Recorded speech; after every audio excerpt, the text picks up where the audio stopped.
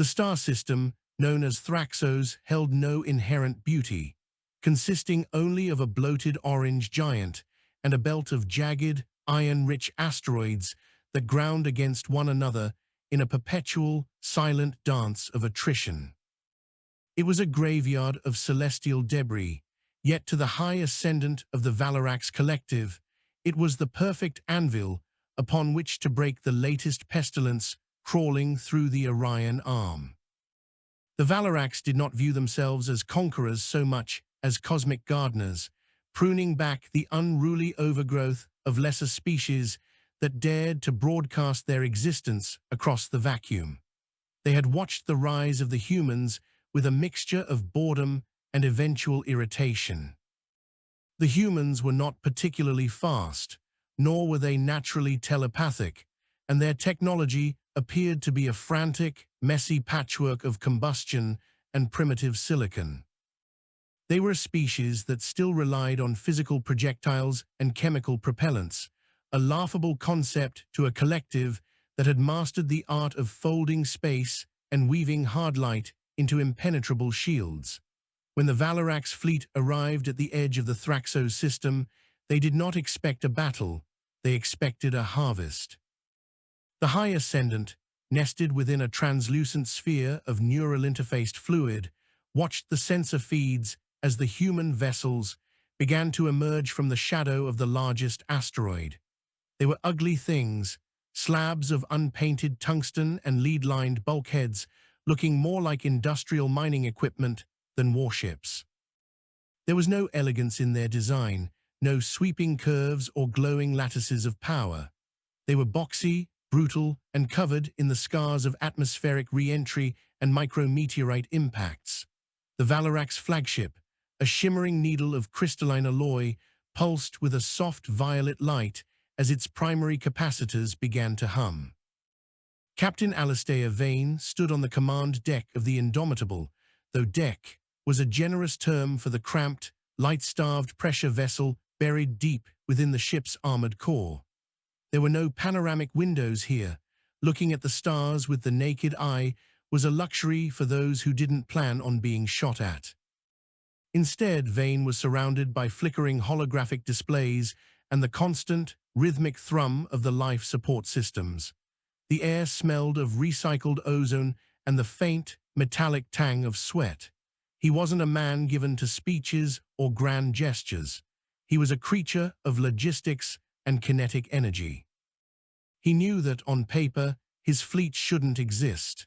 The Valerax technology was centuries ahead of anything Earth had produced, but Earth had one advantage the collective had never encountered: a complete lack of regard for the proper way to wage war.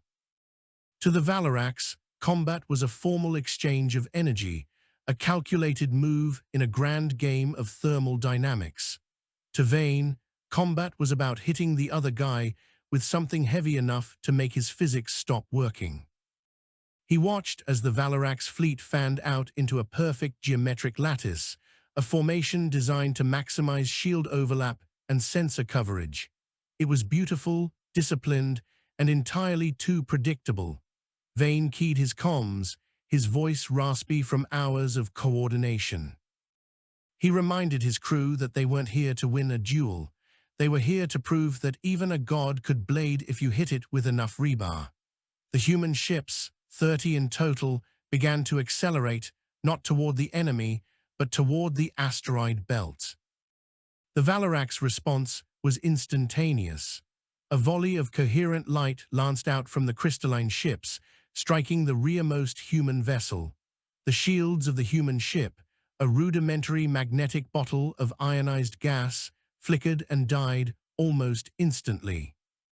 The beam carved through the outer plating like a hot wire through wax, venting atmosphere and sending a spray of frozen oxygen into the void. To the high ascendant, it was a confirmation of superiority. The human ship did not explode, however. It simply kept moving, its internal bulkheads sealing off the ruined sections while its engines continued to roar. This was the first anomaly the Valerax encountered. The humans did not retreat when their defenses were bypassed. They simply accepted the damage as a cost of doing business. The Indomitable led the charge, diving deep into the swirling chaos of the asteroid belt. The Valerax followed, their superior sensors allowing them to navigate the debris with ease. They expected the humans to use the rocks for cover, a primitive tactic they had seen 1,000 times before. But the humans weren't hiding. As the Valerax ships entered the thickest part of the belt, the human vessels began to fire. They weren't using lasers or plasma. They were using mass drivers, electromagnetic rails that launched slugs of depleted uranium at a significant fraction of the speed of light. The first slug hit a Valerax frigate squarely in its forward shield array. The hard light lattice didn't shatter, it rippled, absorbing the kinetic energy and bleeding it off as heat. The Valerax commander felt a momentary sense of smugness until the second, third, and fourth slugs hit the exact same spot within a millisecond of each other. The humans had mastered the art of time-on-target firing, a ballistic calculation that ensured multiple projectiles arrived at a single coordinate simultaneously. The Valerax shields, designed to handle the continuous but manageable energy of beam weaponry, were overwhelmed by the sudden, concentrated mechanical force. The crystalline hull of the frigate buckled, then shattered into 1,000,000 glittering shards. It was the first time in 3 centuries a Valerax ship had been destroyed by a primitive species. On the Indomitable, Vane didn't cheer. He simply adjusted the targeting lead for the next salvo. He knew that the Valerax would adapt quickly. Their ships were already shifting their shield frequencies and increasing the distance between their units to prevent the same overlapping fire from being effective. Vane signaled for Phase 2. From the shadows of the larger asteroids, hundreds of smaller objects began to drift into the path of the Valerax fleet. To the alien sensors, they appeared to be nothing more than smaller rocks, barely worth noting. They were, in fact, coffin mines, autonomous kinetic kill vehicles packed with high explosives and tungsten ball bearings. As the Valerax fleet swept through the debris, the mines detonated. They didn't destroy the ships outright, but they sandblasted the delicate sensor arrays and shimmering hull coatings that the Valerax relied on for their precise maneuvering. The crystalline ships began to stumble, their grace replaced by a frantic, jerky motion as their automated systems struggled to compensate for the loss of external data. The High Ascendant felt the first stirrings of something long forgotten, uncertainty. These humans were not fighting a war of attrition, they were fighting a war of disruption. Every move they made was designed to degrade the Valerax's technological advantages, dragging the conflict down into the mud and the dark, where human grit mattered more than alien elegance. The Ascendant ordered a full tactical reset, commanding the fleet to withdraw from the belt and regroup in open space where their range and speed would be decisive. But the humans had anticipated the retreat. The larger human ships, the ones that had been taking the brunt of the initial laser fire, suddenly jettisoned their outer armor plates. Hidden beneath those slabs of tungsten were massive chemical rockets, normally used for planetary landings. The human ships surged forward with a violent, bone-crushing acceleration that would have killed a less hardy species. They weren't trying to outmaneuver the Valerax, they were trying to ram them. It was a suicidal maneuver, a desperate gamble that went against every tenet of Valerax doctrine. The High Ascendant watched in horror as a human cruiser, its hull glowing red from internal fires, slammed into the side of a Valerax destroyer. The impact was cataclysmic. The hard light shields vanished in a flare of white noise, and the two ships fused together in a twisted wreck of metal and crystal, spiraling away into the dark. Vane felt the Indomitable groan as it pushed past its structural limits. His pilot, a woman whose face was a mask of concentration and sweat, wrestled with the controls as they chased a Valerax light carrier. "Keep the pressure on," Vane shouted over the roar of the engines. "They don't know how to handle a brawl. Give them the fist." The human fleet was dwindling, their numbers halved in the first hour of the engagement, but they were taking the Valerax down with them. For every human ship lost, 2 alien vessels were crippled or destroyed. The psychological impact was even greater. The Valerax, who viewed themselves as the masters of the physical realm, were being beaten by creatures who treated their own lives as disposable ammunition. The High Ascendant realized that the Thraxos system was not a trap for the humans, it was a cage for the Valerax. The asteroids, the mines, the suicidal ramming, it was all a distraction. The real threat was still coming. Far beyond the edge of the system, a second human fleet had been waiting, cold-starting their engines only after the Valerax were fully committed to the belt. These were the Breakers, ships designed for one purpose: to carry the largest mass drivers ever constructed by human hands. They didn't fire slugs, they fired small moons. The first moonlet entered the system at a staggering velocity, its path cleared by the chaotic debris of the ongoing battle. The Valerax, blinded by the mines and preoccupied with the ramming human ships, didn't see it until it was too late. The projectile struck the Valerax flagship's secondary support vessel, a ship the size of a city. There was no explosion, only a horrific, silent folding of space as the kinetic energy of the impact liquidated the crystalline structure of the ship. The shockwave of the impact sent the remaining Valerax vessels tumbling, their delicate internal systems shattered by the sheer vibration. Vane watched the sensor feed, a grim smile touching his lips. He knew the battle wasn't over, the Valerax still had more ships in the sector, and their home worlds were well defended, but the myth of their invincibility had been buried in the dust of Thraxos. The humans had shown that they would burn their own houses down just to ensure the smoke choked their enemies. As the Indomitable turned to face the remaining Valerax ships, Vane saw the High Ascendant's flagship finally beginning to power up its primary warp drive. They were fleeing. The gardeners had decided that this particular patch of weeds was far too dangerous to pull. Vane didn't pursue, he didn't have the fuel, and his ships were held together by little more than prayer and duct tape. He simply watched them go, knowing that the message had been sent. Earth wasn't a prize, it was a warning. The aftermath of the battle was a haunting landscape of floating debris and cooling metal. Search and rescue teams began the grim task of looking for survivors among the human wreckage, though they knew the odds were slim. Vane sat in his command chair, the adrenaline finally fading, replaced by a crushing fatigue. He looked at the casualty reports and the list of ships that would never sail again. It was a heavy price, one that would be debated by historians for decades, but as he looked out at the silent Thraxos sun, he knew they had bought humanity something more valuable than any resource: time. The Valerax would be back, but they would come with caution, and in that caution, humanity would find the space to grow even stronger, even more dangerous.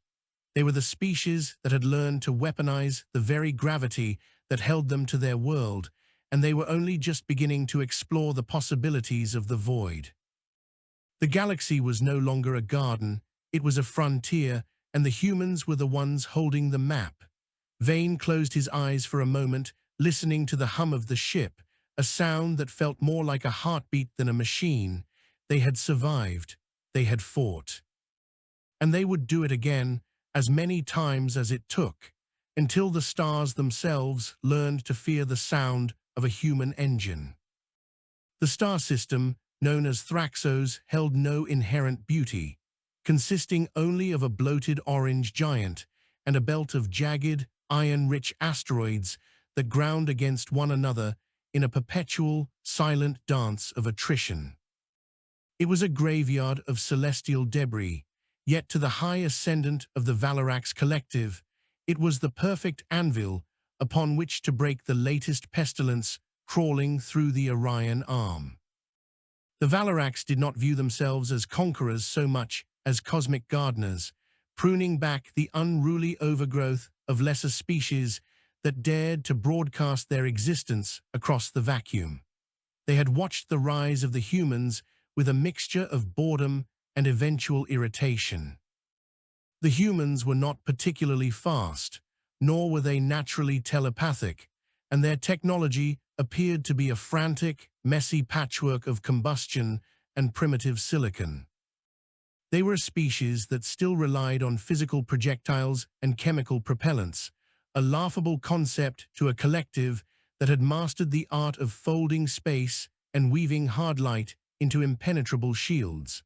When the Valerax fleet arrived at the edge of the Thraxos system, they did not expect a battle, they expected a harvest. The High Ascendant, nested within a translucent sphere of neural interfaced fluid, watched the sensor feeds as the human vessels began to emerge from the shadow of the largest asteroid. They were ugly things, slabs of unpainted tungsten and lead-lined bulkheads looking more like industrial mining equipment than warships. There was no elegance in their design, no sweeping curves or glowing lattices of power. They were boxy, brutal, and covered in the scars of atmospheric re-entry and micrometeorite impacts. The Valerax flagship, a shimmering needle of crystalline alloy, pulsed with a soft violet light as its primary capacitors began to hum. Captain Alistair Vane stood on the command deck of the Indomitable, though deck was a generous term for the cramped, light-starved pressure vessel buried deep within the ship's armored core. There were no panoramic windows here. Looking at the stars with the naked eye was a luxury for those who didn't plan on being shot at. Instead, Vane was surrounded by flickering holographic displays and the constant, rhythmic thrum of the life support systems. The air smelled of recycled ozone and the faint, metallic tang of sweat. He wasn't a man given to speeches or grand gestures. He was a creature of logistics and kinetic energy. He knew that, on paper, his fleet shouldn't exist. The Valerax technology was centuries ahead of anything Earth had produced, but Earth had one advantage the collective had never encountered: a complete lack of regard for the proper way to wage war. To the Valerax, combat was a formal exchange of energy, a calculated move in a grand game of thermal dynamics. To Vane, combat was about hitting the other guy with something heavy enough to make his physics stop working. He watched as the Valerax fleet fanned out into a perfect geometric lattice, a formation designed to maximize shield overlap and sensor coverage. It was beautiful, disciplined, and entirely too predictable. Vane keyed his comms, his voice raspy from hours of coordination. He reminded his crew that they weren't here to win a duel. They were here to prove that even a god could blade if you hit it with enough rebar. The human ships, 30 in total, began to accelerate, not toward the enemy, but toward the asteroid belt. The Valerax response was instantaneous. A volley of coherent light lanced out from the crystalline ships, striking the rearmost human vessel. The shields of the human ship, a rudimentary magnetic bottle of ionized gas, flickered and died almost instantly. The beam carved through the outer plating like a hot wire through wax, venting atmosphere and sending a spray of frozen oxygen into the void. To the High Ascendant, it was a confirmation of superiority. The human ship did not explode, however. It simply kept moving, its internal bulkheads sealing off the ruined sections while its engines continued to roar. This was the first anomaly the Valerax encountered. The humans did not retreat when their defenses were bypassed. They simply accepted the damage as a cost of doing business. The Indomitable led the charge, diving deep into the swirling chaos of the asteroid belt. The Valerax followed, their superior sensors allowing them to navigate the debris with ease. They expected the humans to use the rocks for cover, a primitive tactic they had seen 1,000 times before. But the humans weren't hiding. As the Valerax ships entered the thickest part of the belt, the human vessels began to fire. They weren't using lasers or plasma. They were using mass drivers, electromagnetic rails that launched slugs of depleted uranium at a significant fraction of the speed of light. The first slug hit a Valerax frigate squarely in its forward shield array. The hard light lattice didn't shatter, it rippled, absorbing the kinetic energy and bleeding it off as heat. The Valerax commander felt a momentary sense of smugness until the second, third, and fourth slugs hit the exact same spot within a millisecond of each other. The humans had mastered the art of time-on-target firing, a ballistic calculation that ensured multiple projectiles arrived at a single coordinate simultaneously.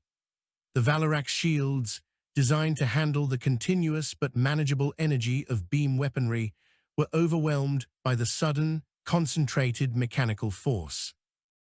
The crystalline hull of the frigate buckled, then shattered into a million glittering shards. It was the first time in 3 centuries a Valerax ship had been destroyed by a primitive species. On the Indomitable, Vane didn't cheer. He simply adjusted the targeting lead for the next salvo.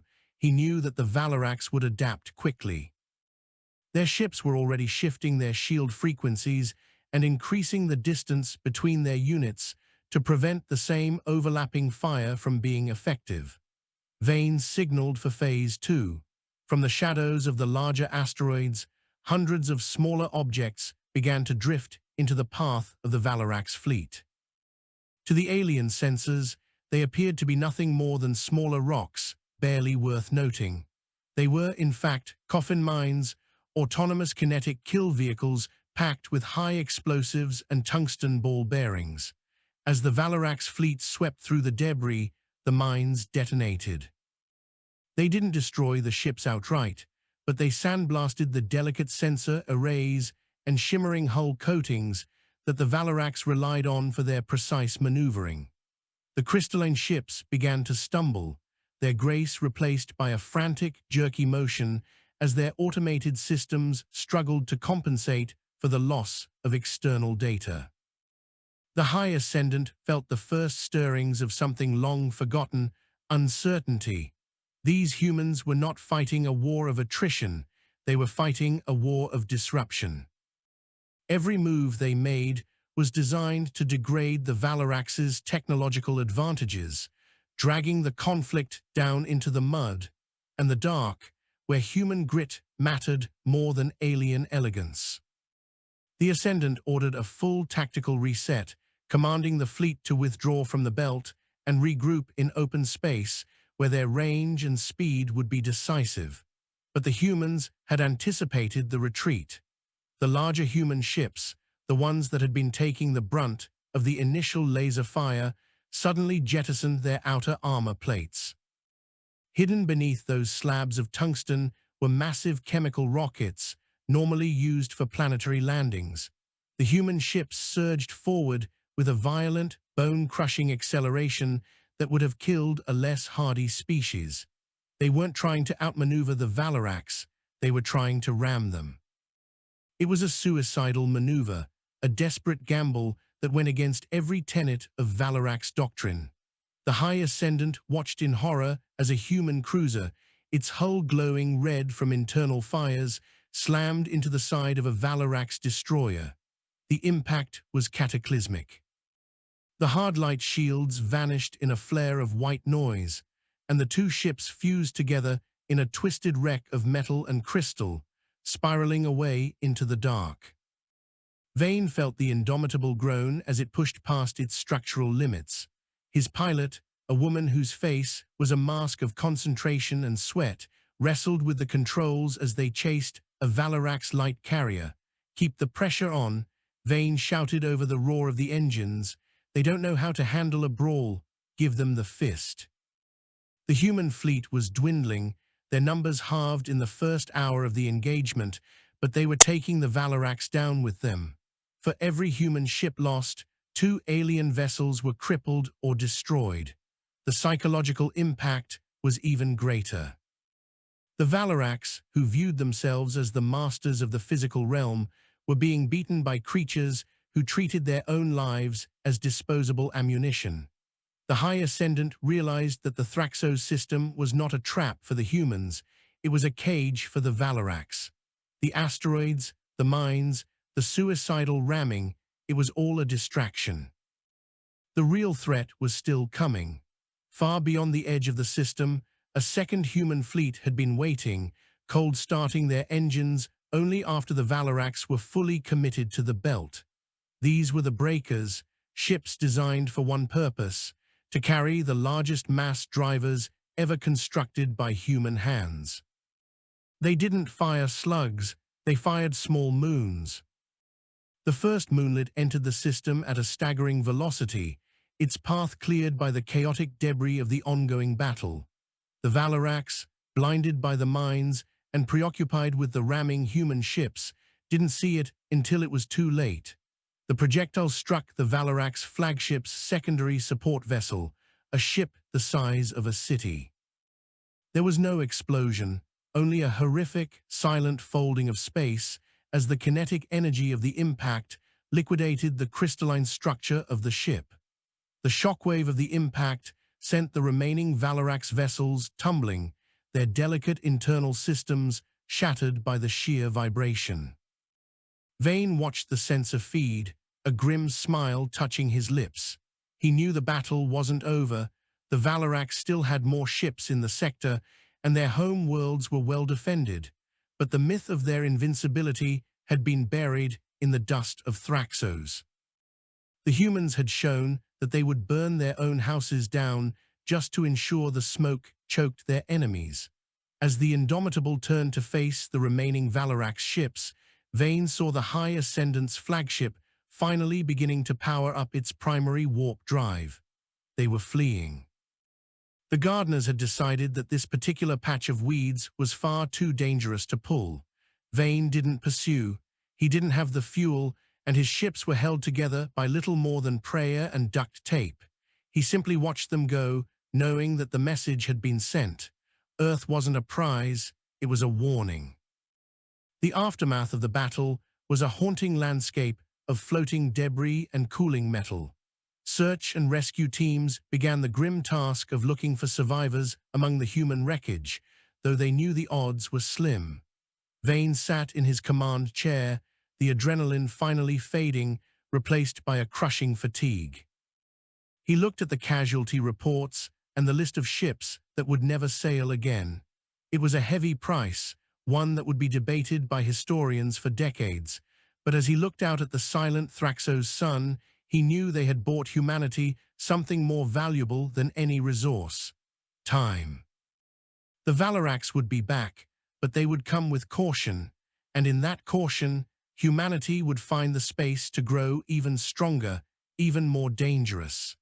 They were the species that had learned to weaponize the very gravity that held them to their world, and they were only just beginning to explore the possibilities of the void. The galaxy was no longer a garden, it was a frontier, and the humans were the ones holding the map. Vane closed his eyes for a moment, listening to the hum of the ship, a sound that felt more like a heartbeat than a machine. They had survived, they had fought.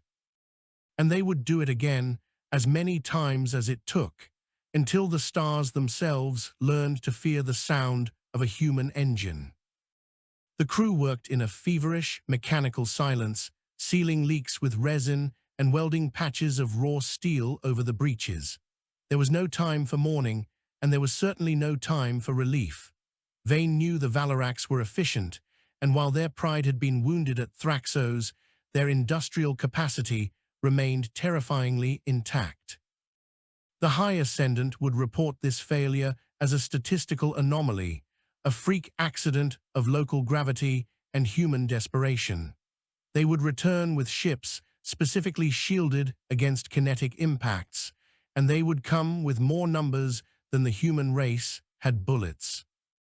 Vane reached for a canister of synthetic caffeine, the liquid bitter and lukewarm. He looked at the navigation console, which was sputtering with static. The next move wasn't about defense. If humanity stayed on the edge of the Thraxos system, they would eventually be ground into dust. They needed to move to find a place where the Valerax's logic couldn't follow. He called his remaining captains to a secure channel. There were only 9 of them left. Each face on the screen was a mask of exhaustion, darkened by soot and the harsh blue light of the bridge monitors. They didn't ask about the cost or the dead. They only asked for the next set of coordinates. Vane gave them the only location that made sense, the Uit cloud of the nearest Valerax colony. It was time to stop being the weed and start being the fire. The strategy was simple in theory, but horrifying in its execution. The humans would use the debris of the Thraxos battle as a shield. They would tether their remaining functional ships to the largest fragments of the destroyed Valerax vessels, masking their thermal signatures and blending into the radar clutter of the graveyard they had created. As the Valerax reinforcements arrived to investigate the wreckage, the humans would be long gone, drifting silently toward the enemy's heartland on trajectories that looked like nothing more than stray rocks. It was a slow, agonizing journey that would take weeks of running on minimum power, with the crews living in suits to conserve oxygen. Vane watched as the Indomitable was lashed to a massive, jagged section of the Valerax flagship's secondary spire. The crystalline surface was cold and lifeless now, a hollow shell of its former glory. He felt a strange sense of kinship with the metal and stone surrounding him. They were all just drifting through the dark, waiting for the moment to strike. The human spirit was a strange thing, he mused. It didn't thrive in the light of easy victories. It grew in the shadows, fueled by the cold realization that there was no way out but through. The Valerax had spent eons perfecting their civilization, removing every trace of struggle and uncertainty. They had forgotten how to fight when the odds were even, let alone when they were stacked against them. The humans, on the other hand, had never known anything else. Every hour in the dark was a test of sanity. The silence was absolute, broken only by the occasional pop of cooling metal or the soft hiss of a respirator. Vane spent his time studying the Valerax tactical data they had managed to scrape from the wrecks. He looked for patterns, for the subtle weaknesses in their neural networks. He found that the collective relied heavily on a centralized command structure. When the flagship was damaged, the smaller vessels lost their cohesion for several critical seconds. It was a flaw born of too much harmony. They were so used to thinking as one that they had forgotten how to think as individuals. Vane began to formulate a plan that would exploit this hive mind dependency. If he could introduce enough chaos into their communication arrays, the entire fleet would paralyze itself. He shared his findings with his chief engineer, a man who had lost his left arm in the initial boarding action but continued to work with a robotic prosthetic that hummed with a low, aggressive whine. The engineer looked at the data and nodded. "We can build a pulse," he said. "It won't be a pretty one. It'll be a jagged, screaming mess of radio interference and magnetic feedback. It'll probably fry our own comms in the process." Vane shrugged. "If we're close enough for it to matter, we won't need to talk. We'll just need to hit them." The journey toward the Valerax colony of Silex was a descent into a different kind of war. Silex was a jewel of the collective, a world of floating cities and managed weather patterns. It was the primary processing hub for the exotic matter the Valerax used to power their warp drives. Taking it wouldn't just be a blow to their pride, it would be a severance of their lifeline. Vane watched as the planet grew larger on the long-range scanners. It was beautiful, a marble of violet and gold, surrounded by a ring of orbital stations that looked like delicate snowflakes. To the Valerax, it was a paradise. To Vane, it was the target. He knew that the moment they decoupled from the debris, the orbital defenses would lock onto them. They had one chance to deploy the pulse and close the distance before the hard-light cannons could track their movement. He checked the status of the other ships. They were all in position, hiding behind their respective chunks of graveyard. They were the ghosts of Thraxos coming to haunt the living. Vane took a deep breath, the stale air of the suit filling his lungs. He felt a sudden, sharp clarity. This was what humanity was for. They weren't meant to be the masters of the universe. They were meant to be the ones who reminded the masters that everything can break. Initiate decoupling, Vane ordered. The explosive bolts fired with a muffled thud that vibrated through the hull. The Indomitable shook itself free from the crystalline spire, its thrashers flaring into life. Around it, the other 8 ships did the same. They looked like a pack of wolves emerging from the tall grass.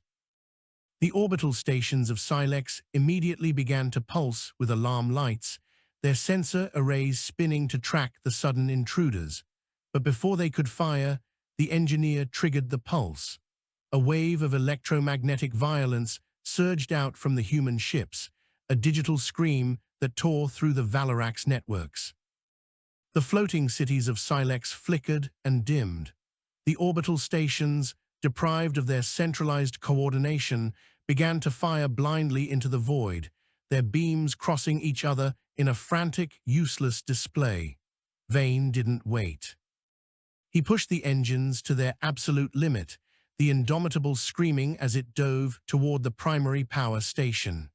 This was the moment of the kinetic threshold, the point where no amount of technology could save you from the simple reality of a massive object moving very, very fast.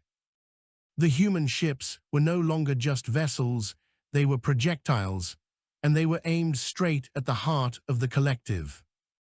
The first orbital station vanished in a cloud of debris as a human frigate slammed through its central core. The impact was so violent that the station's gravity stabilizers failed, causing the entire structure to collapse in on itself before exploding in a brilliant flash of violet energy. Vane steered the Indomitable through the expanding cloud of wreckage, the ship's armor plates shrieking as they were pelted by high-velocity shards of crystal. He could see the surface of Silex now, the golden cities sprawling across the continents like a fungus. He felt no joy in the destruction he was about to cause, only a grim necessity. The Valerax had to learn that the galaxy was not their garden. It was a shared space, and the price of entry was a recognition of those who had fought their way up from the dirt. The primary power station loomed ahead, a massive spire of glowing alloy that pierced the upper atmosphere. It was the source of all the energy on the planet, the heart of the Valerax's local power grid. If it fell, the entire world would go dark. Vane locked the Indomitable's flight path. He wasn't going to fire a missile. He was going to use the ship itself. "Get to the escape pods," Vane shouted to the bridge crew. "I'll handle the final approach." The crew didn't hesitate. They knew the plan. They scrambled toward the aft of the ship, leaving Vane alone on the deck. He sat in his chair, his hands steady on the controls. He watched the countdown on his HUD, the numbers ticking away with a cold, mechanical precision. He thought about Earth, about the blue oceans and the green forests that the Valerax had dismissed as insignificant. He thought about the millions of years of evolution, the wars, the art, the suffering, and the triumphs that had led to this single moment. Humanity was a messy, violent, and beautiful species, and they were not going to go quietly into the night. The Indomitable hit the atmosphere, the hull beginning to glow with the heat of friction. Vane felt the vibration in his bones, a deep, resonant hum that seemed to match the beating of his heart. He closed his eyes for a fraction of a second, a silent farewell to the stars, and then he pushed the throttle all the way forward. The ship became a streak of white fire, a falling star that carried with it the weight of an entire species' defiance. The impact was not a sound, but a shudder that felt like the world itself was breaking apart. And then there was only light. The destruction of the Silex primary power station did not merely plunge a world into darkness. It severed the neural synchronization of the Valerax administrators stationed across the sector. In the vacuum of space, The human escape pods drifted like dandelion seeds amidst the raging firestorm of the station's collapse. Captain Vane had timed his ejection to the absolute limit of structural integrity, his small survival canister tumbling through the upper thermosphere as the Indomitable vaporized against the alien spire. Looking through the reinforced porthole, he watched the golden cities of Silex flicker and die, their levitation arrays failing as the power grid bottomed out. Massive urban platforms, once the height of crystalline engineering, began a slow terminal descent toward the planetary crust. It was a tragedy of physics, a reminder that even the most advanced society was beholden to the laws of inertia and gravity. Vane felt a hollow ache in his chest, not for the Valerax, but for the sheer waste of it all. This was the cost of a gardener who refused to let the wild things grow. His pod's thrusters hissed, fighting the atmospheric drag to keep him from becoming a second streak of fire in the darkening sky. Around him, 8 other pods signaled their presence, the remnants of the Indomitable's bridge crew, survivors of a ship that had died to prove a point.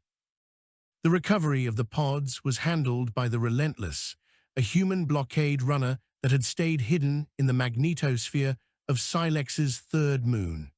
Its commander, a woman named Sarah Thorne, had spent the last hour watching the sensor feeds in a state of terrified awe. She had seen the flagship of the human resistance turn itself into a kinetic hammer and shatter a jewel of the collective. When the Relentless swept into the upper atmosphere to snatch the pods from the brink of re-entry, the mood on her bridge was not one of celebration, but of grim, heavy silence. They knew that the Valerax response would no longer be a pruning, it would be an eradication. Thorne watched as Vane was hauled into the hangar bay, his flight suit scorched and his eyes vacant with the shock of high-G maneuvers. He didn't wait for a medical evaluation. He pushed past the recovery teams, his boots clanging on the deck plating, and demanded a link to the remains of the Thraxos fleet. He needed to know if the message had truly been received, or if they had simply kicked a hornet's nest with their bare feet. The news from the Thraxos system was mixed. The Valerax had indeed withdrawn, but they were regrouping at a massive staging point near the galactic core. The High Ascendant had not been killed in the battle. Instead, the alien leader had retreated into a state of calculated seclusion, a Valerax term for a total strategic overhaul.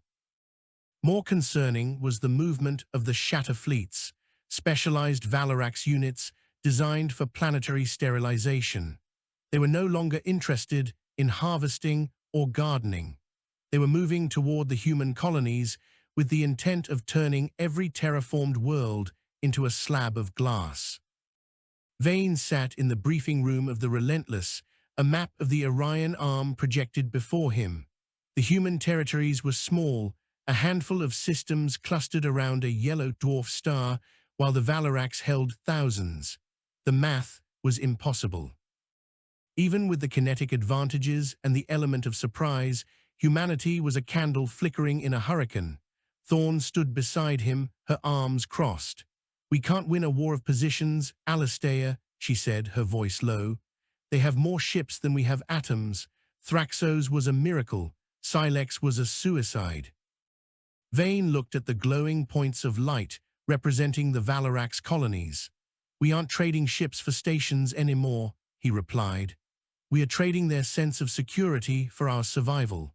The Valerax operate on the assumption that they are the only ones who can dictate the terms of an encounter. We've shown them that we can hit them anywhere. Now we have to show them that we can stay hidden." He pointed to a void on the map, a region of space known as the Veil of Iron. It was a massive cloud of interstellar dust and heavy metals, a remnant of a supernova that had occurred millions of years ago.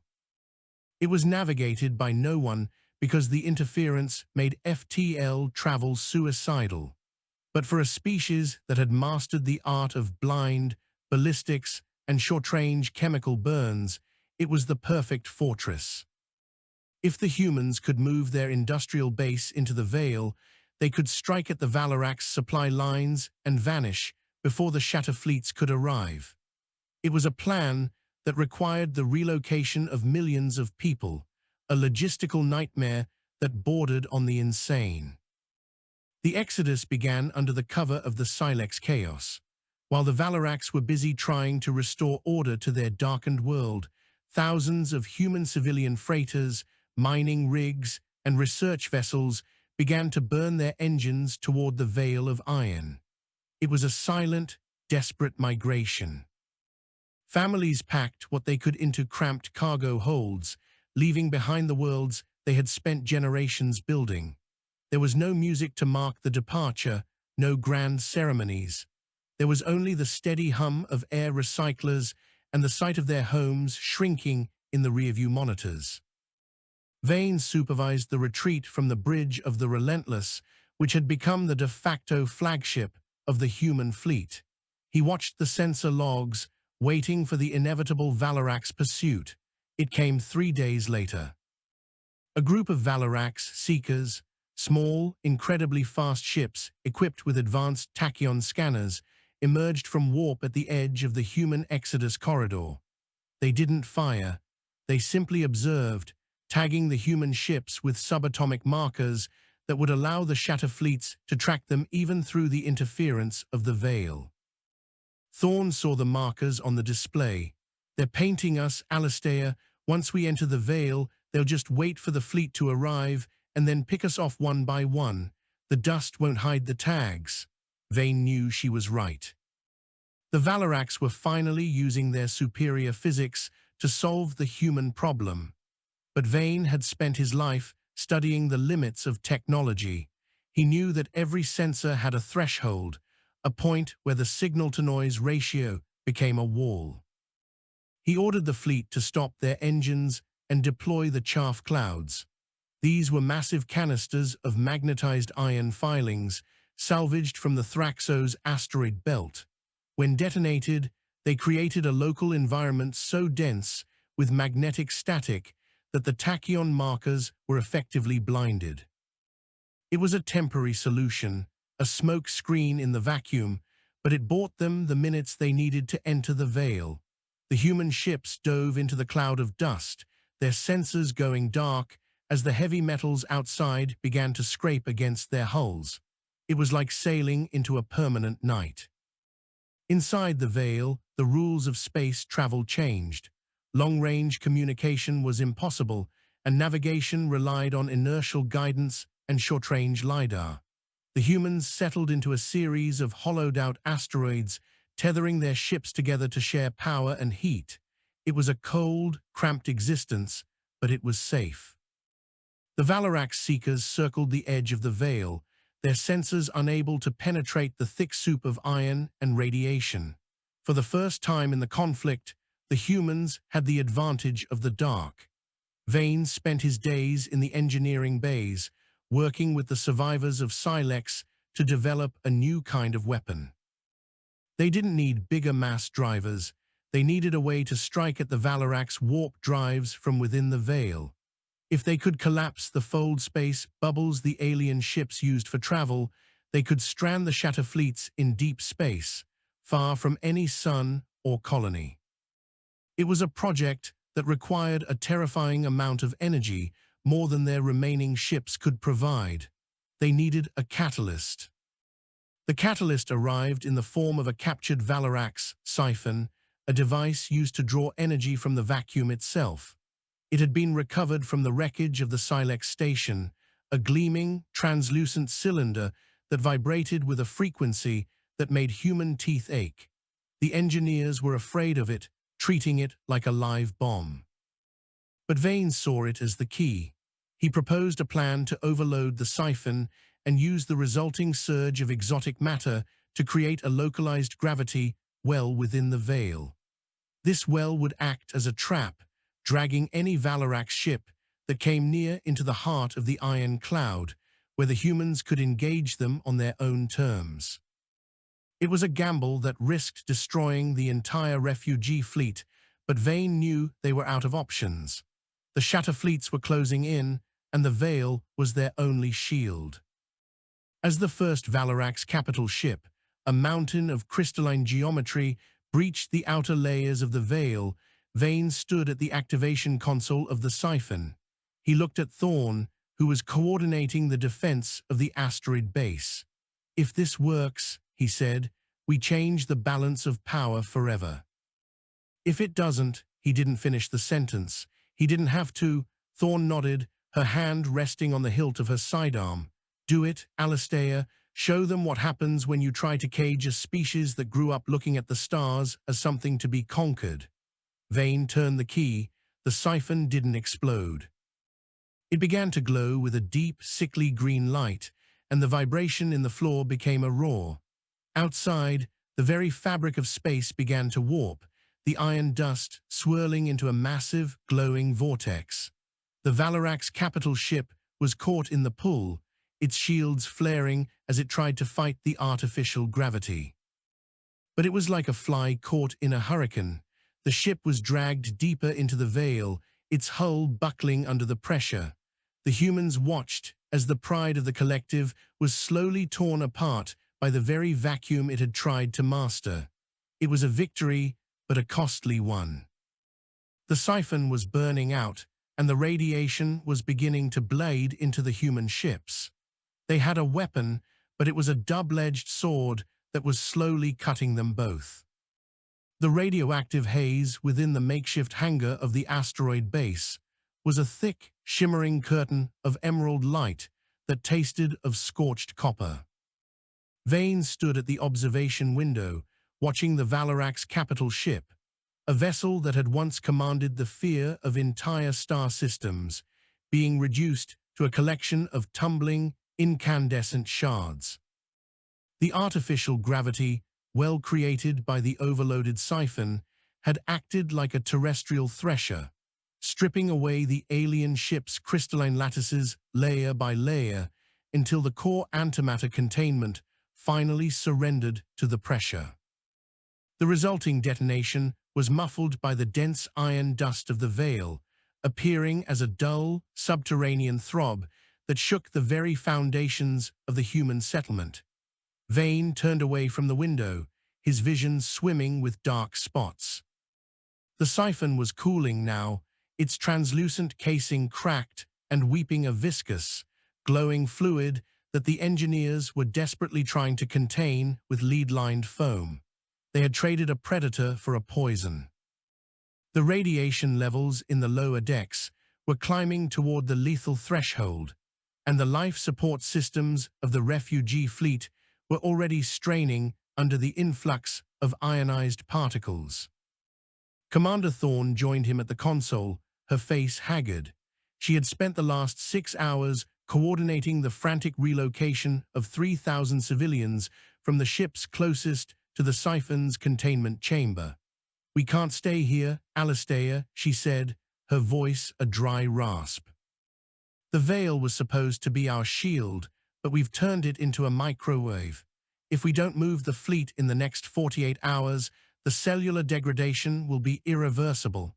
We're winning the war and losing the species." Vane looked at the data scrolling across his handheld unit. He knew she was right. The victory over the Valerax capital ship had been a proof of concept, a demonstration that human ingenuity could weaponize the very laws of physics the collective held sacred. But a fortress that kills its inhabitants is just a tomb with better walls. He scrolled through the sensor logs of the Relentless, looking for a gap in the Valerax blockade that was surely tightening around the perimeter of the nebula. The Seekers would have seen the gravitational flare. They would know exactly where the human heart was beating. The Valerax response was not an immediate assault. The High Ascendant, observing the data from a safe distance through a relay of quantum-tangled drones, had moved from irritation to a cold, analytical fascination. The humans had used a siphon, a tool of pure energy, to create a kinetic meat grinder. It was a corruption of purpose that the Valerax mind struggled to categorize. To the collective, a tool had a singular, harmonious function. To the humans, a tool was merely an object that hadn't been turned into a weapon yet. The Ascendant ordered the Shatter Fleets to maintain a wide orbit around the Veil of Iron. They would not enter the dust and risk the gravity traps. Instead, they would deploy the Cinders, massive automated mirror rays designed to focus the light of the nearest blue giant star into a coherent, planet-cracking beam. They would bake the nebula until the iron dust turned to plasma, incinerating the humans within their own hiding place. It was a clean, logical solution. There was no need for a brawl when you could simply turn up the heat of the universe until the problem evaporated. Inside the veil, the temperature began to rise. It was subtle at first, a few degrees an hour, but the human sensors soon picked up the massive energy signatures of the cinder arrays forming on the galactic horizon. Vane gathered his remaining officers in the cramped, humid mess hall of the asteroid base. The air was heavy with the smell of damp insulation and the metallic tang of the failing siphon. He didn't offer them false hope. He showed them the thermal readings. They're going to turn the veil into a star, Vane explained, his finger tracing the path of the incoming solar energy. In 12 hours, the ambient temperature will exceed the melting point of our hulls.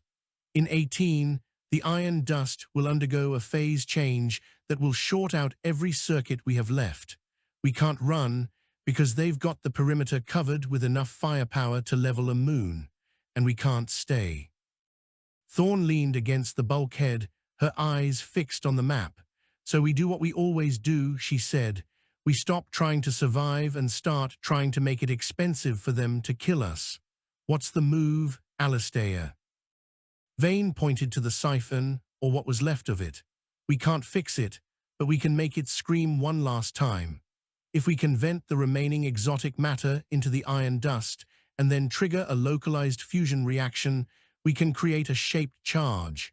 Not a bomb that goes off in every direction, but a jet of plasma directed at the cinder arrays. We use their own heat to ignite the nebula. It was a plan that relied on 1,000 variables going right, most of which were currently failing.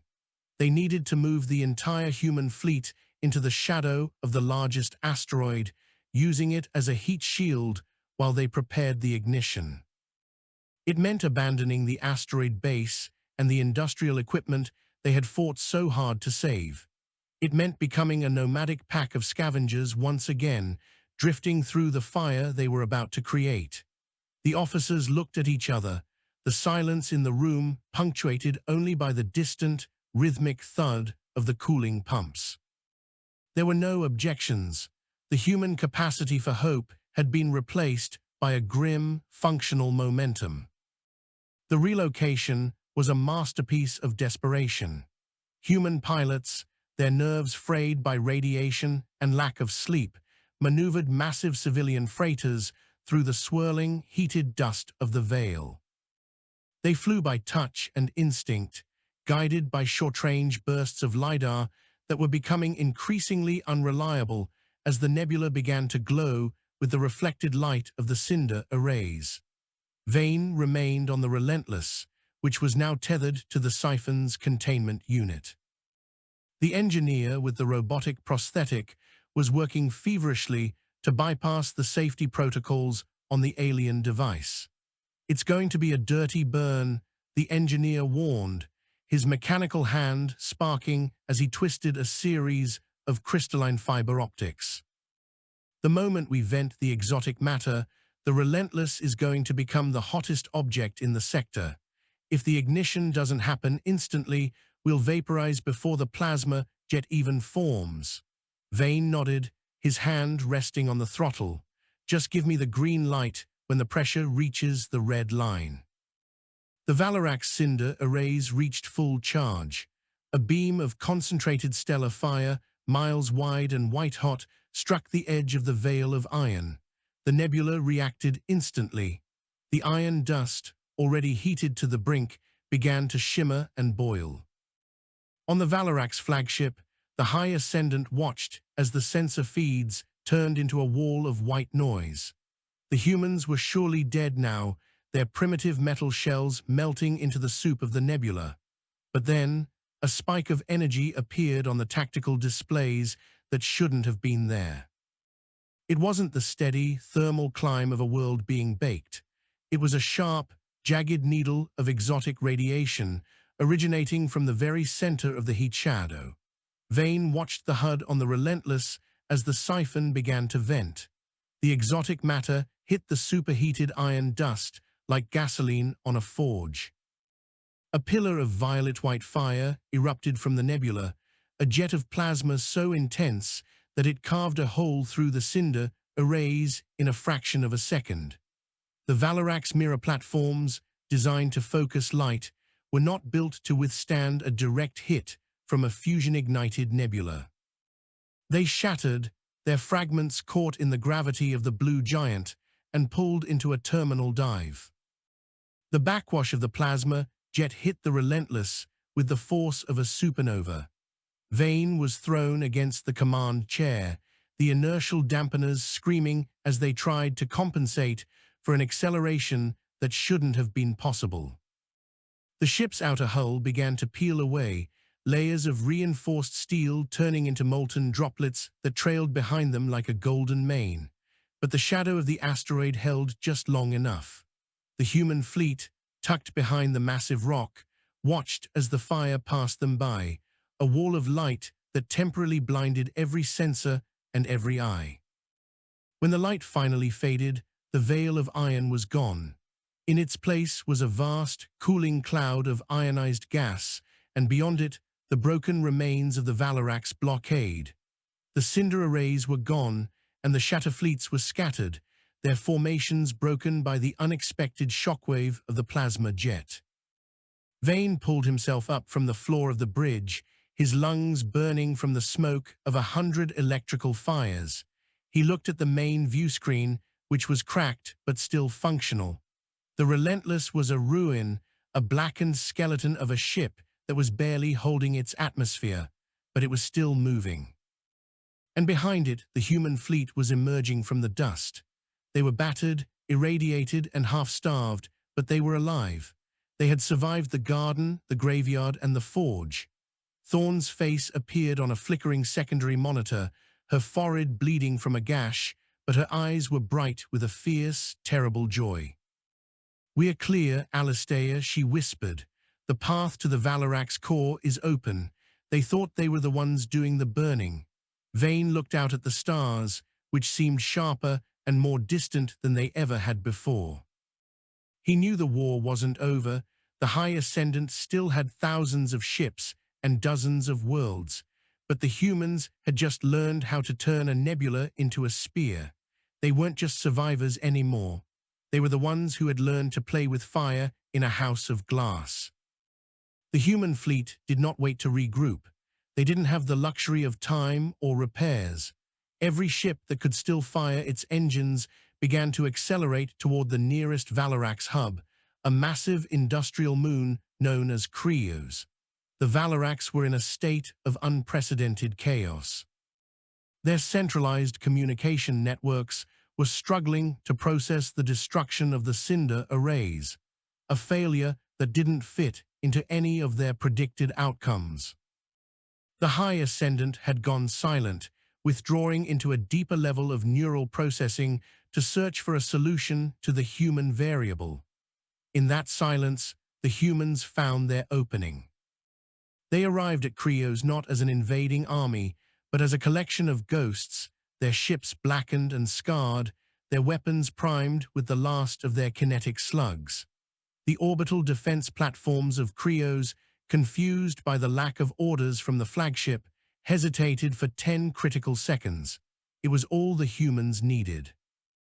They didn't target the platforms, they targeted the lunar fuel depots. The resulting chain reaction turned the surface of Krios into a landscape of blue fire.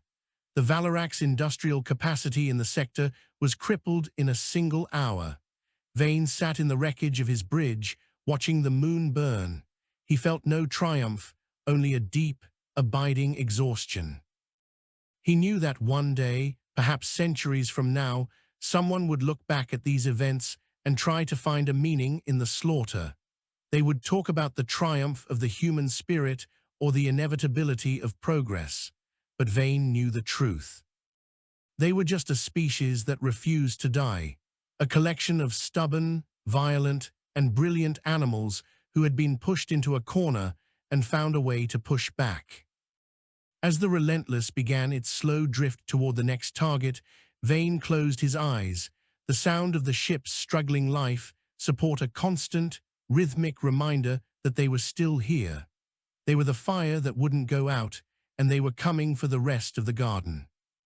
The destruction of the industrial moon Krios sent a localized gravitational shudder through the subspace relays that the Valerax relied upon for their instantaneous neural synchronization. For the first time in 10 millennia, the collective experienced the sensation of a phantom limb. The loss of Krios wasn't just a blow to their logistical chain, it was a sensory deprivation. The High Ascendant, still submerged in the amniotic fluid of the flagship's command spire, felt the sudden, jagged silence where the thoughts of 10 billion worker drones had once hummed in perfect unison. It was a cold, piercing void that no amount of logic could fill. The human fleet, meanwhile, had become a ghost patchwork of jury-rigged hulls and bleeding reactors. They did not celebrate the fall of Krios. Instead, they began the grim work of siphoning, harvesting the cooling debris of the Valerax fuel depots to replenish their own depleted tanks. Vane watched from the observation deck of the Relentless as the massive robotic arms of a human or freighter grappled with a floating crystalline spire. They were literally fueling their survival with the shattered remains of their enemy's civilization. Commander Thorne entered the room, her arm in a makeshift sling fashioned from a piece of cargo netting. The radiation sickness from the veil was beginning to manifest in the crew. Her skin was pale, almost translucent under the flickering emergency lights. "We found something in the Krios data vaults, Alistair," she said, her voice strained. "The Valerax aren't just gardening, they're building a keystone. It's a massive structure at the galactic center designed to harmonize the gravitational constant of the entire Orion arm. They want to eliminate the very concept of entropy." Vane looked at the holographic projection she activated.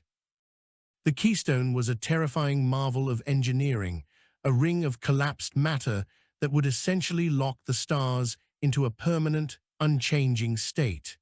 It was the ultimate expression of the Valerax philosophy, a universe where nothing ever died, but nothing ever truly lived or changed either. It was a static, crystalline perfection that would effectively end the chaos of biological evolution. To the humans, the keystone represented a terminal sentence. If the Valerax succeeded, the volatile, messy, and adaptive nature of humanity would be harmonized out of existence. The species wouldn't be killed, they would be integrated, their unique spark extinguished in favor of a universal resonance. Vane felt a surge of cold fury. It wasn't enough for the Valerax to control the space between the stars. They wanted to control the flow of time and the nature of reality itself. "We have to break the ring," Vane said, his voice a low growl. "We have to hit the keystone before it reaches critical mass." Thorne looked at the map. "It's guarded by the entire core guard, Alistair. That's 10,000 capital ships. We have 6 functional cruisers and a fleet of civilian ships held together by welding sparks. Even if we use every trick in the book, we won't get within a light year of the target." Vane didn't look away from the projection. "Then we don't use the book.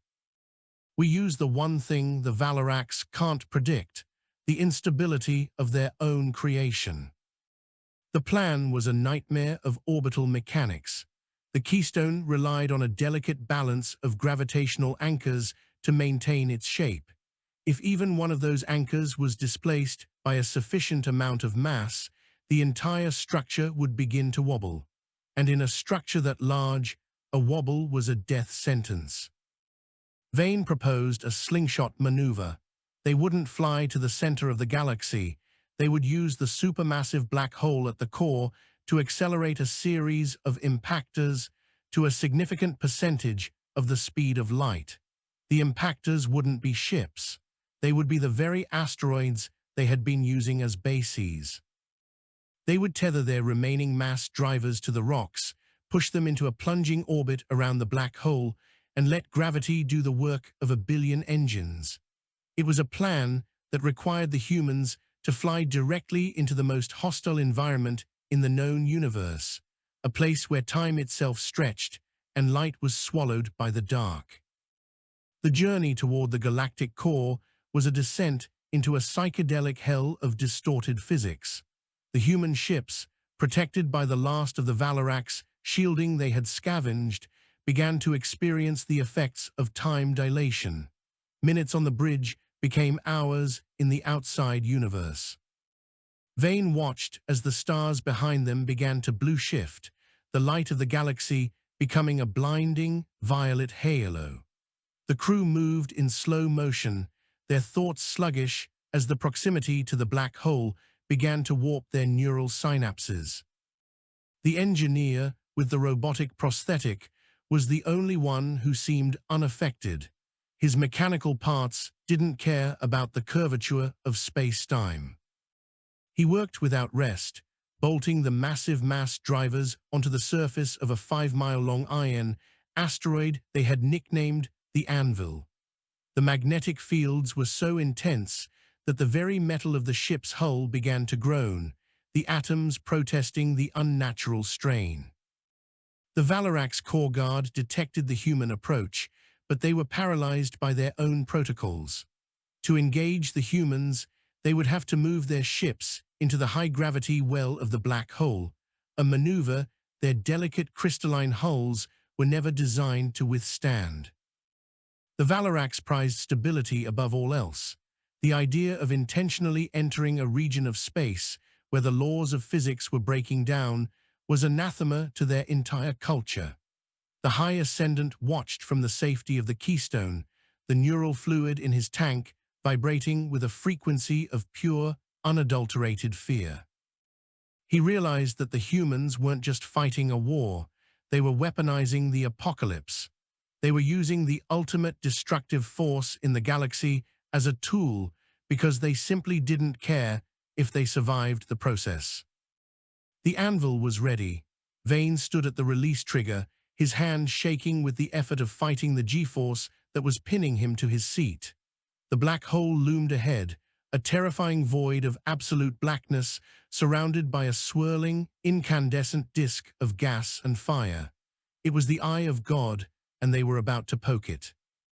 "Release the tethers," Vane shouted, though his voice was barely a whisper in the roar of the ship's structural alarms. The explosive bolts fired, and the 5-mile-long rock was surrendered to the gravity of the singularity. It didn't just fall, it vanished into a streak of light, accelerated by the unimaginable pull of the black hole. The anvil whipped around the event horizon, gaining a velocity that defied calculation. It was no longer an asteroid. It was a relativistic kill vehicle, a piece of the universe moving so fast that it existed in a state of quantum uncertainty. The impactor cleared the gravity well and streaked toward the keystone. The Valerax ships in its path didn't even have time to raise their shields. They were simply erased, their matter converted into energy as the anvil tore through their formations like a needle through silk. The High Ascendant had only a fraction of a second to witness the arrival of the human message. The anvil struck the keystone's primary gravitational anchor with the force of 1,000,000 suns. The ring of collapsed matter, designed for perfect harmony, experienced a catastrophic resonance failure. The keystone didn't explode, it buckled. The massive ring began to twist and fold, the gravitational fields it was supposed to control turning inward on themselves. The structure became a secondary singularity, a localized black hole that began to consume the Valerax Core Guard from the inside out. Vane watched the sensor feed as the light of the galactic center was swallowed by the collapsing keystone. He felt the relentless being pulled toward the void, the engines screaming as they fought to escape the new gravity well. He didn't feel joy. He didn't feel relief. He only felt a deep, hollow emptiness. They had broken the universe to save themselves. They had destroyed the most beautiful thing ever built because it was a cage. As the ship finally broke free of the gravitational pull and began the long, slow drift back toward the outer arms, Vane looked at the faces of his crew. They were survivors, but they were also monsters. They were the species that had looked at a black hole and seen a slingshot. They were the ones who had decided that a universe of chaos was better than a universe of peace, if that peace meant the end of their struggle. The Valerax Collective was shattered. Without the keystone and the high ascendant, the neural network collapsed into a billion disconnected voices. The gardener was dead, and the garden was suddenly, terrifyingly wild. The humans had won the war, but they had also ended an era of cosmic order. As the Relentless moved into the quiet dark of the interstellar void, Vane sat in his chair and waited for the silence to take him. He knew that the survivors of Earth would eventually find them, and they would build new worlds on the ruins of the old. They would write songs, not the ones he had forbidden, but new ones, songs of fire and iron. They would tell stories of the men and women who had stood at the kinetic threshold and refused to blink. But for now, there was only the steady, rhythmic hum of the life support, the sound of a heartbeat in a universe that had just learned how to die. The aftermath of the Keystone's collapse was a period known as the Great Static. For months, the Orion Arm was a chaos of disrupted communications and shifting star charts. The human fleet, what was left of it, became the only stabilizing force in the sector. They didn't take over the Valerax worlds. They simply patrolled the borders, ensuring that the new, independent alien factions didn't start a second war in the vacuum. Vane remained the commander of the Relentless, though the ship was now more of a museum than a warship.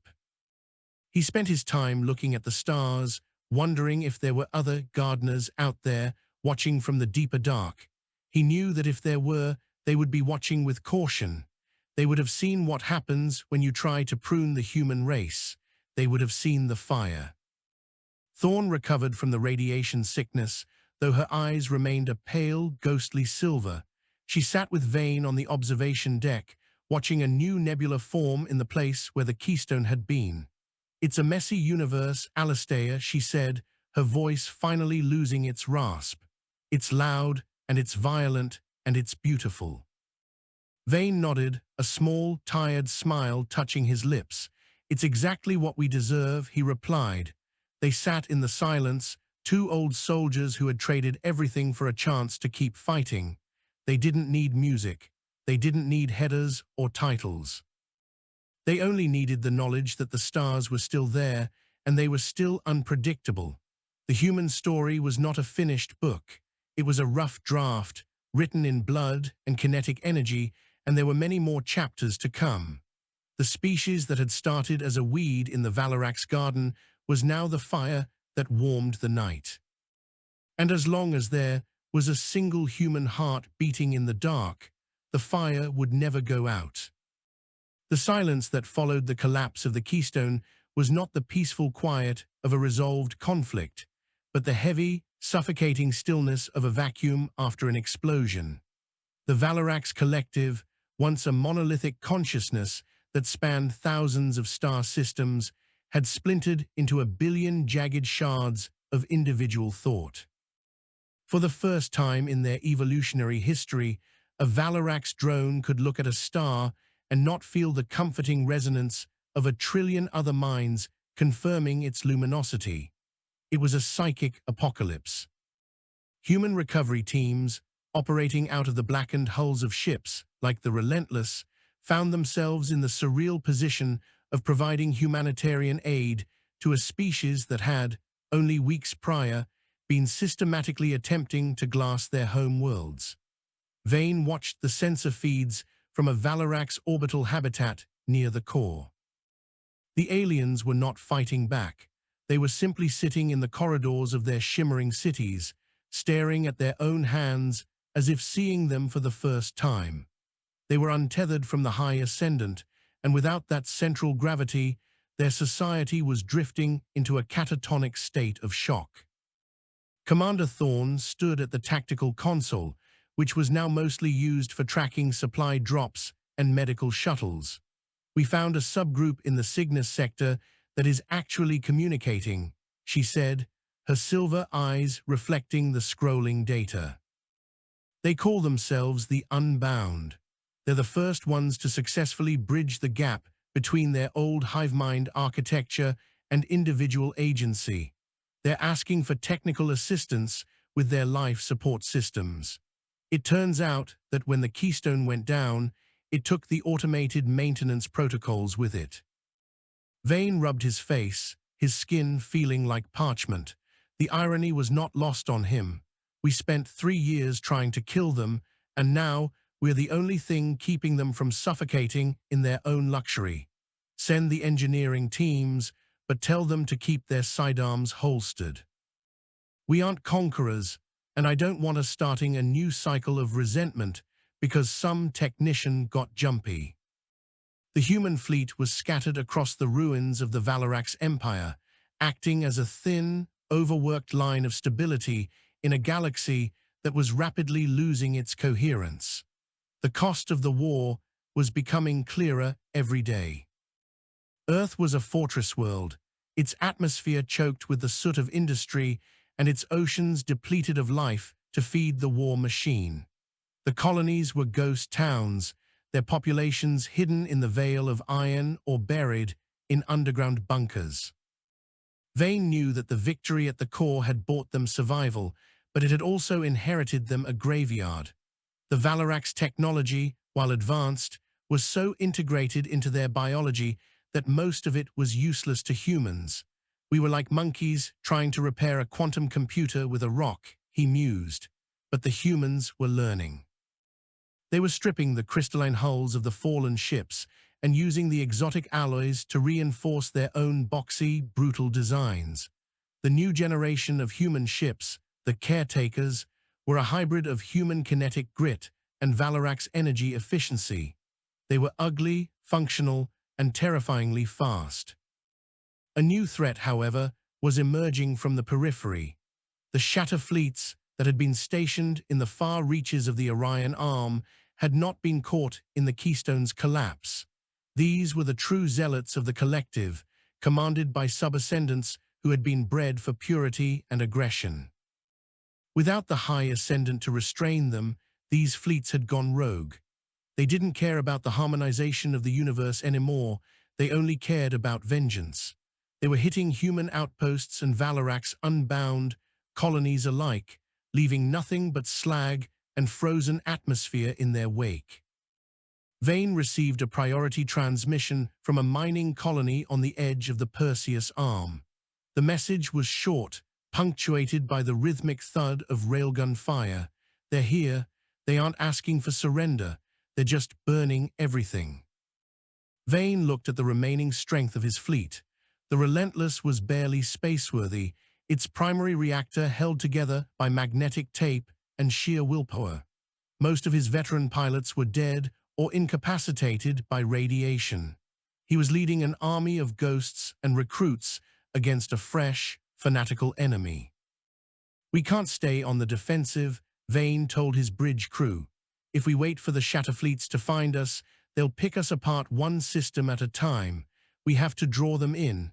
We have to show them that even without our moon projectiles, we are still the most dangerous thing in the dark." He ordered the fleet to converge on a pulsar known as the Widow's Heart. It was a spinning remnant of a dead star that emitted lethal bursts of X-ray radiation every few seconds. It was a place where shields were useless and navigation was a death trap. It was, in other words, the perfect place for a human ambush. The trap was set with the remains of the Silex station.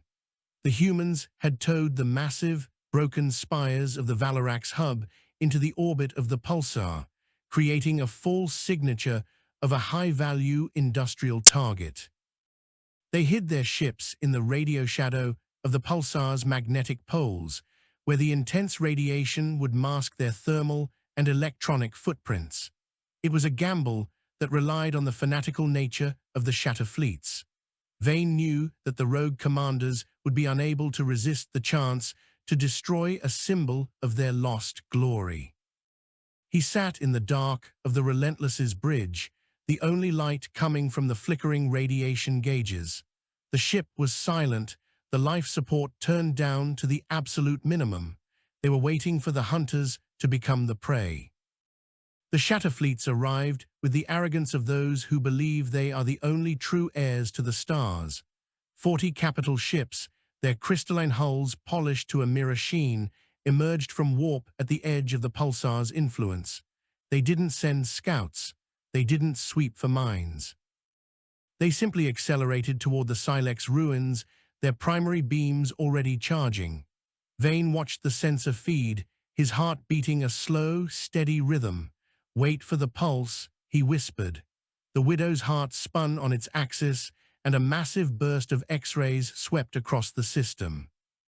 In that split second, the Valerax shields flared as they struggled to absorb the radiation. It was the window of vulnerability Vane had been waiting for. Now, he shouted. The human ships didn't fire mass drivers this time.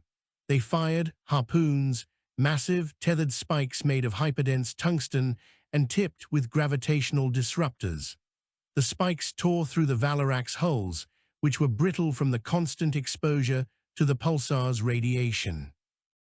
Once the harpoons were lodged in the crystalline lattice, the human ships reversed their engines, dragging the Valerax vessels toward the pulsar's event horizon. It was a tug-of-war in the maw of a dead star. The Valerax commanders panicked, their ships pitching and rolling as they tried to fire their engines against the combined pull of the human vessels and the pulsar's gravity. But the humans were using chemical rockets and solid fuel boosters, primitive technology that didn't rely on the delicate subspace fields the pulsar was currently shredding. The Relentless was tethered to the Shatterfleet's flagship, a massive destroyer that looked like a jagged tooth of diamond. Vane felt the ship groan as the tension on the tether reached the breaking point.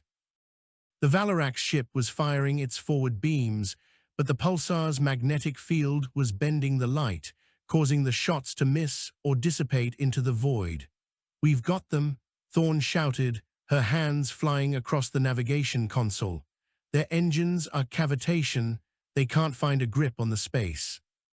Vane watched as the flagship began to spin, its internal stabilizers failing.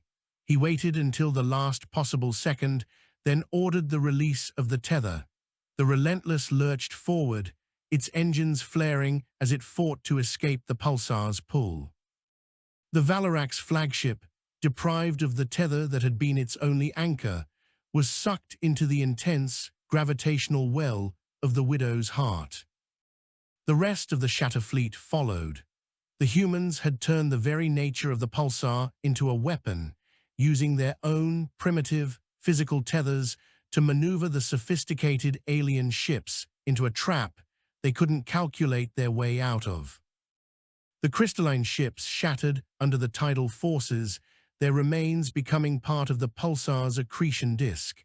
It was a total victory, achieved without firing a single kinetic slug. Vane looked at the sensor feed, watching the last of the enemy ships vanish into the violet fire of the star.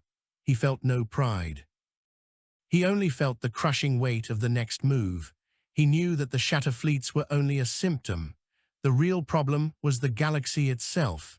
It was broken, and the humans were the only ones left with the tools to fix it, or at least, the tools to keep it from falling apart entirely.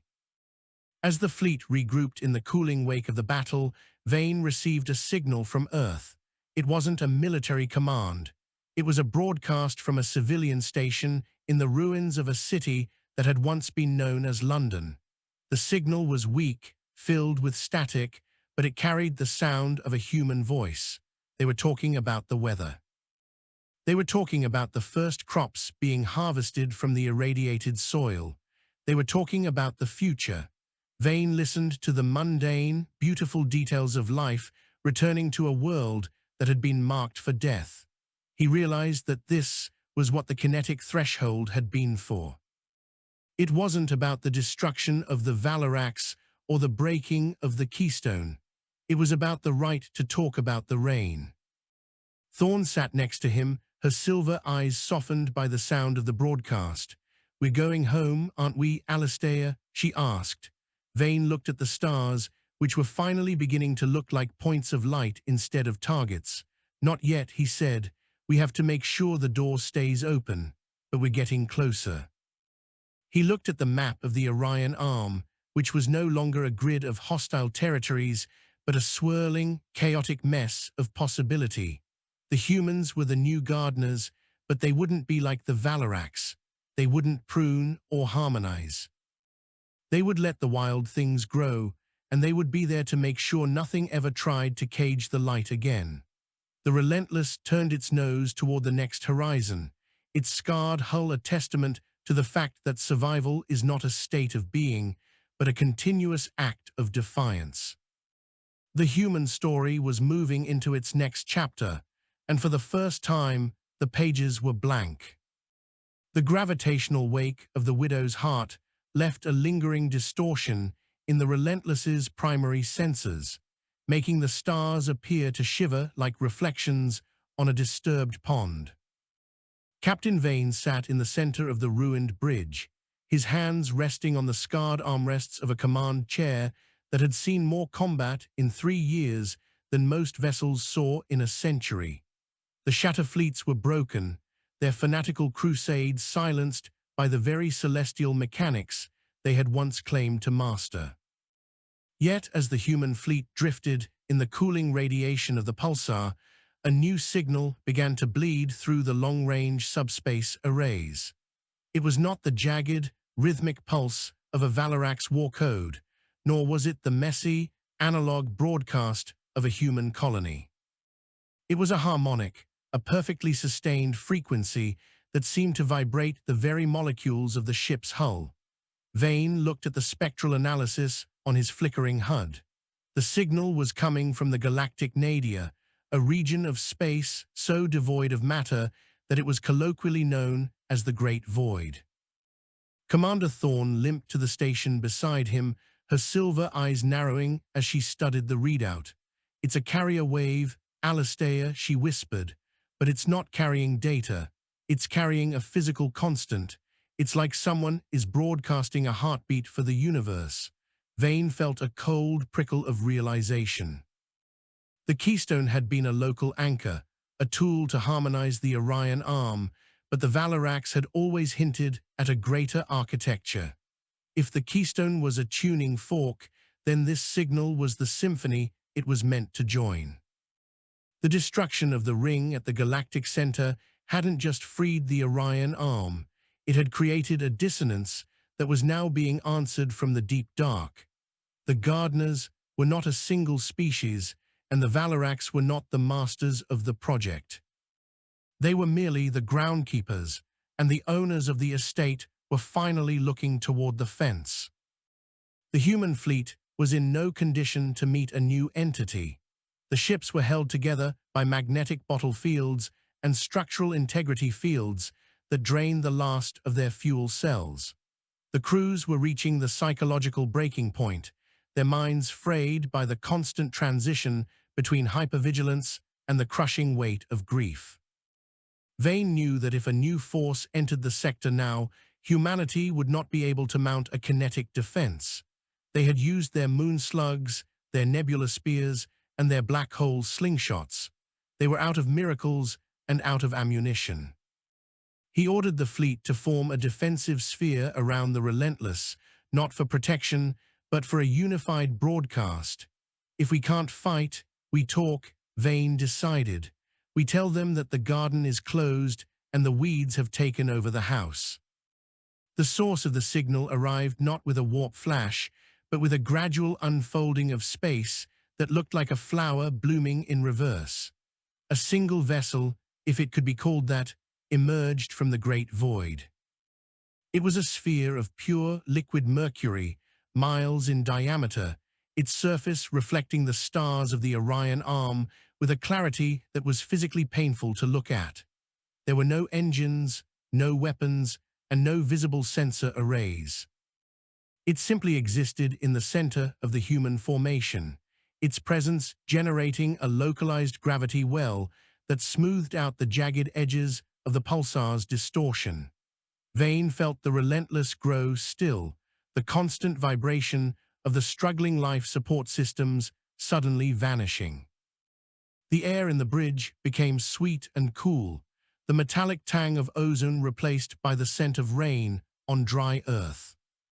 A voice spoke, not into their headsets, but directly into the resonance of their inner ears.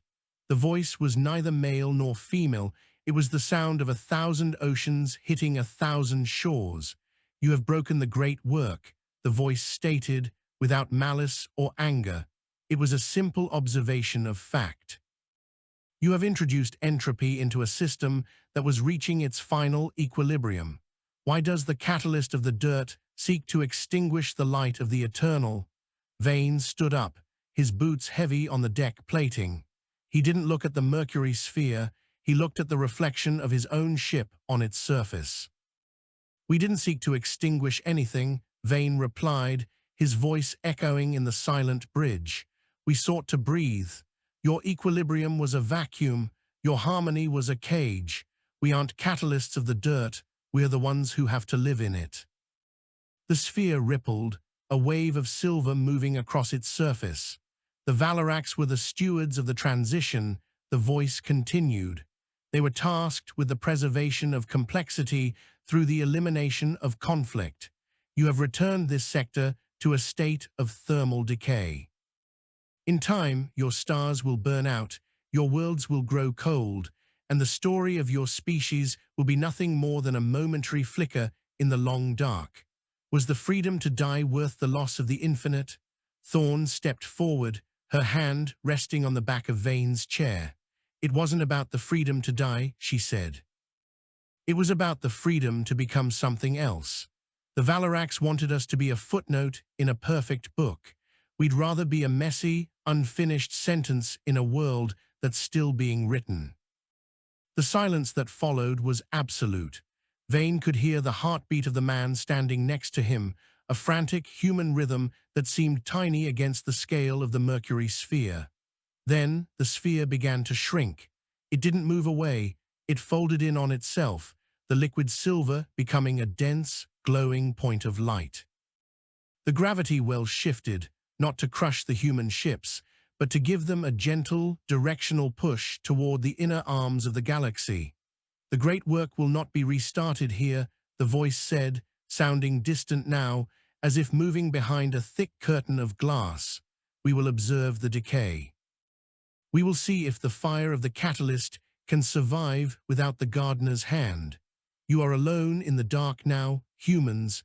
Do not let the light go out before we return to count the ashes." The point of light vanished, leaving the human fleet drifting in a space that felt suddenly, terrifyingly vast. The pulsar continued to spin, the widow's heart beating its X-ray rhythm, but the sense of immediate, existential pressure had lifted. Vane sat back in his chair, feeling the weight of his years pressing down on him. They had won. Not just against the Valerax, but against the very idea of a managed universe. They were alone, and they were dying, and they were free. He looked at the navigation console, which was now showing a clear path toward the Sol system. The exodus was over. The long, bloody march through the kinetic threshold had ended at the beginning of a new, uncertain journey. The return to Earth was a slow, quiet procession. The ships that had once been the terrors of the Thraxos belt were now nothing more than battered shells, their hulls scarred by fire and radiation. When they finally entered the atmosphere of their home world, there were no grand fleets to meet them, no cheering crowds in the streets. Most of the cities were still dark, the power grids only just beginning to hum with the energy of salvaged Valerax cores. But as the Relentless descended over the ruins of the old world, Vane saw something that made his throat tighten. In the middle of a scorched plain that had once been a battlefield, a single green sapling was pushing its way through the cracked concrete. It wasn't a managed plant. It wasn't part of a garden. It was a wild, stubborn thing growing in the dirt because that was what it was meant to do. Vane stepped out of the airlock and onto the soil of Earth for the first time in 5 years. The air was thin and smelled of smoke, but it was real. He looked at his hands, which were stained with the grease and oil of 1,000 repairs. He thought about the High Ascendant, the Keystone, and the Mercury Sphere. He thought about the millions of people who had died to ensure that a single tree could grow without permission. He realized that the kinetic threshold wasn't a place or a weapon. It was a choice. It was the moment a species decided that the risk of the dark was better than the safety of the cage. He turned to Thorn, who was standing beside him, her silver eyes reflecting the pale light of the setting sun. "What now, Alistair?" she asked. Vane looked toward the horizon, where the first stars were beginning to appear in the darkening sky. "Now we learn how to be a species that isn't at war," he said. "We build, we grow, and we wait. And if the gardeners ever come back to count the ashes, we'll make sure they find a forest instead." The human fleet was decommissioned over the following months. The ships melted down to provide the raw materials for the reconstruction of the colonies. The Relentless was left in orbit, a silent sentinel and a reminder of the price of freedom. Vane lived out his remaining years in a small house near the coast, watching the tide come in and go out, a rhythmic, messy harmony that no keystone could ever replicate. He never wrote a book. He never gave a speech. He simply lived, a quiet, stubborn animal in a quiet, stubborn world. When he finally passed away, the stars were still there, unpredictable and distant, and the fire he had helped light was still burning in the hearths of 1 billion homes across the Orion Arm. The galaxy was no longer a garden. It was a frontier, and for the first time in history, the humans were the ones holding the map.